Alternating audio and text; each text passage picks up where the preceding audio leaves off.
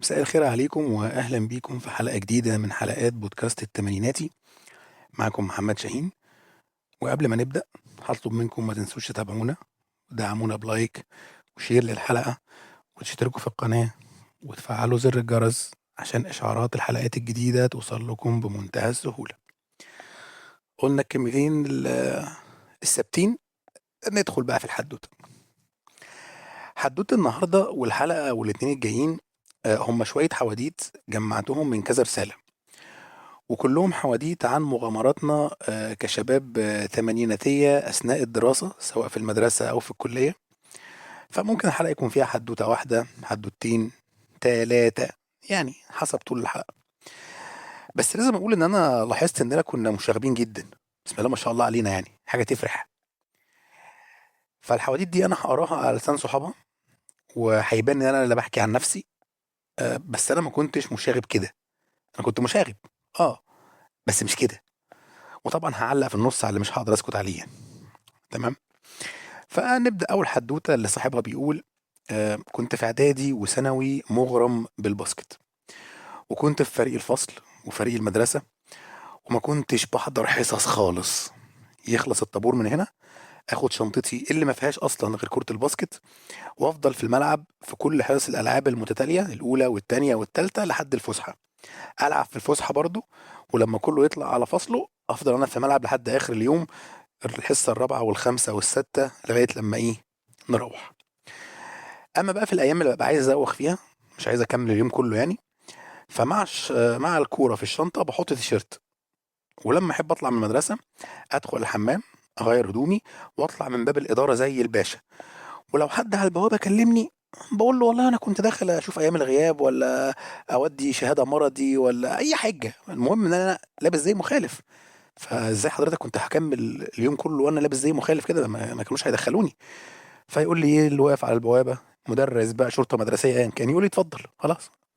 فكنت بطلع عادي من باب المدرسه، يعني من غير نط بقى ولا بهدله يعني.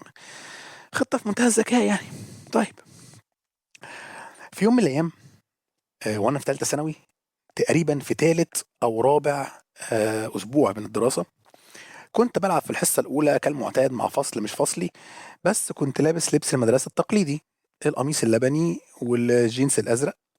فجاء مدير المدرسة وناداني قال لي تعالى، انت مش لابس الزي الرياضي ليه؟ مش حصة العاب دي؟ قلت له بصراحة اصل دي مش حصتي وده مش فصلي. وهي كده بمنتهى الصراحة، اصل انا ما بحبش الكذب. يعني يا واد يا مؤمن يعني فاهم؟ فقال لي يعني ايه مزوغ؟ قلت له لا طبعا. بص حضرتك، انا في فريق المدرسة وعندنا ماتش الاسبوع الجاي مع مدرسة كذا في دوري المدارس. انا طبعا انا بقى محمد شاهين رجعت لكم تاني. انا شلت اسم المدرسة عشان الفضايح. تمام، يعني نحاول ان ايه، ن- ن- نحافظ على ما تبقى من خصوصية الناس يعني. المهم، نكمل بقى. فحضرتك عارف ان احنا عندنا ماتش الاسبوع الجاي مع المدرسة الفلانية في دوري المدارس، والمدرسة دي حضرتك يعني دول زي الاهلي والزمالك كده، احنا وهم يعني. فاحنا في كل حاجة بنقابلهم، اوائل طلبة، نشاط رياضي، كشافة. فدايما في وش بعض، فالواحد يعني ايه عايز يبقى جاهز يعني. فانا بتدرب عشان الماتش. فالراجل يا عيني حسيت ان هو محتار. عارف انت، عايز يبقى راجل تربوي ويقول لي بقى ايه حافظ على دراستك وتمرن في حصة الالعاب بتاعتك، او مثلا بعد اليوم الدراسي او في الفسحه، وبين انه عايز يشجع الرياضه وكده ويقول لي العب. فقال لي طيب ماشي، مفيش مشكله. بلغ استاذ احمد مسؤول فريق الباسكت قبلها، وبرضه تبقى لابس الزي الرياضي حتى لو مش حصتك، طالما بتلعب البس الزي الرياضي. قلت له حاضر. وطبعا بقى ايه، لفيت وراجع الملعب بقى ايه فاشخ ضبي من الودن للودن، والمدير مكمل طريقه بقى بيكمل جولته يعني. فانا في ظهري بقى سمعته بيقول ايه: يا احمد، يا احمد. وسمعت صوت مستر احمد اللي ماسك مدرس الالعاب اللي ماسك فريق الباسكت بيقول له نعم يا ريس. قلت يا نهار اسود، انا شكلي هتكشف. فايه، زودت الخطوه شويه عشان اجيب الشنطه واحطها على كتفي وايه، واخلع، اختفي من وشه وخلاص. فسمعت المدير بيقول له انتوا عندكم ماتش مع مدرسه كذا قريب يعني. فمستر احمد بمنتهى الجمال قال له ايه: لا يا ريس. فطبعا ساعتها في ثانيتها لقيت المدير كده بسم الله ما شاء الله عليه بيلف 180 درجة، ولا اجدعها راقص باليه، وصغر لي ثغره مش هنساها. فانا طبعا كاي طالب عامل مصيبه واتكشف، هعمل ايه؟ طلعت اجري، شنطتي على كتفي ويا فكيك. فوانا بجري قلت ايه، ما هو هيشوفني وخلاص حفظ وشي وهيسأل عليا وهيعرفني وهيجيبني من قفايا من الفصل ويتعمل لي استدعاء ولي امر وفضيحه. فقلت ايه، هغير اتجاهي ناحيه سور المدرسه وهنط ازوغ، اغيب يومين ثلاثه لغايه يكون ما ينسى يعني، وارجع تاني. بس المفاجاه بقى الجميله، لقيت ايه؟ لقيت المدير بيجري ورايا. طب ايه؟ انا هوقف يعني مثلا هيصعب عليا؟ لا.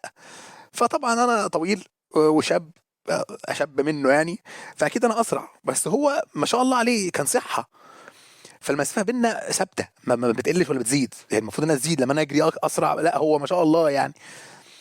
المهم وصلت للسور، طلعت فوق السور، رجل بره ورجل جوه، خلاص انا قاعد على السور اهو، ايه مستقر وخلاص.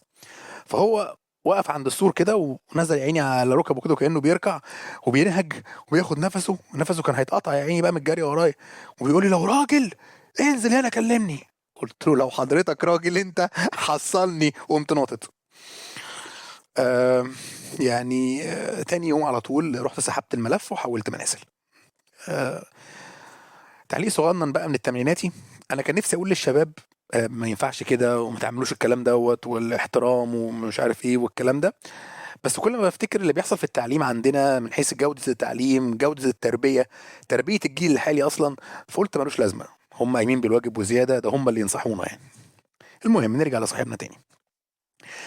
صاحبنا بيكمل وبيقول طبعا انا قلت لوالدي اياميها انا عايز اركز بقى عشان اظبط مجموعي، انا في ثالثه ثانوي وكده كده باخد دروس في كل المواد، فهروح المدرسه مش هكسب حاجه، تضييع وقت، بالعكس الوقت اللي بيتاخد من اليوم في المروح للمدرسه ده افضل لي انام، اذاكر، أم، مروح المدرسه مش جاي على هواي.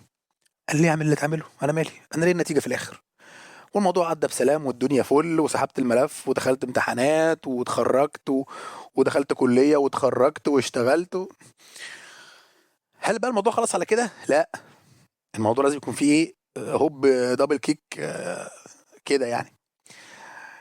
زي ما قلت لكم خلصت ثانوي وكليه واشتغلت سنتين، يعني تقريبا بعد 7 سنين من الواقعه دي، ليله فرحي اللي هو ليله الحنه زي ما بيسموها يعني، هي مش حنه بقى ورقص وزغاريت وبتاع، لا ده كان صاحبي الانتيم صديق عمري كان عندنا في البيت، وامي عامله عشاء بقى وسندوتشات وبنتكلم ونظبط هنعمل ايه بكره، مين هيعدي على مين بالعربيه، ونظبط اليوم يعني الخطه بتاعت بكره. لغايه دلوقتي اقسم بالله ما عارف السيره جت ازاي، ولا ايه النقاش اللي ادى بينا ان احنا نتكلم على ثانويه عامه والمدرسه وتحويل المنازل في ثالثه ثانوي، ما اعرفش لغايه دلوقتي والله ما عارف. المهم صاحبي يومها او في ساعتها يعني لما جت السيره قدام ابويا، بيقول لي والله احسن حاجه عملتها، ده انت كان زمانك اتفصلت واتفضحت. فانا طبعا كنت باكل اللقمه وقفت في زوري، وابويا بص لي بصه كده اللي هو انك ميت وانهم لميتون، اللي هو في ايه. فصاحبي حس كده من الاجواء ان هو عك الدنيا يعني، فلقيته والله صعب عليا بيبص لي بيقول لي ما كنتش اعرف قلت له بس خلاص خلاص، ايه اللي حصل يعني، اسف على ايه، كل شيء انكشف وبان. بقول لك ايه يا حاج، حصل واحد اتنين تلاتة، وانا حولت منازل عشان ما اتفصلش، فحكاية عدى عليها 7 سنين وخلاص ما حصلتش مشاكل يعني، ودخلت كلية واتخرجت واشتغلت وبكرة فرحي وهفتح بيت بقى، خلاص بقى هيحصل ايه يعني. قال لي لا ولا حاجة، اهم حاجة انك اتصرفت. بصيت له كده قال لي مش خلاص عدت هنعمله، ما خلاص الف مبروك. وكملنا الليل عادي، وكل مرة بتيجي سيرة أي حاجة ليها علاقة بمشاغبة مغامرة في المدرسة، دي بتكون حدوتي المفضلة اللي بحكيها دايما. طبعا كلام أخونا التمريناتي خلاص على كده، وبصراحة أنا كل ما أتخيل الموقف بتاع جري المدير وراه في الحوش بتاع المدرسة بموت على نفسي من الضحك بصراحة يعني، حدوتة جميلة جميلة. طبعا بهذه النهاية السعيدة حلقتنا كده خلصت، وبحب أشكركم على وقتكم اللي سمعتم فيه الحلقة، واستنونا في حلقة جديدة وحدوتة جديدة الأسبوع الجاي إن شاء الله، هتكون برضو مدرسة المشاغبين. كان معاكم محمد شاهين، مع السلامة.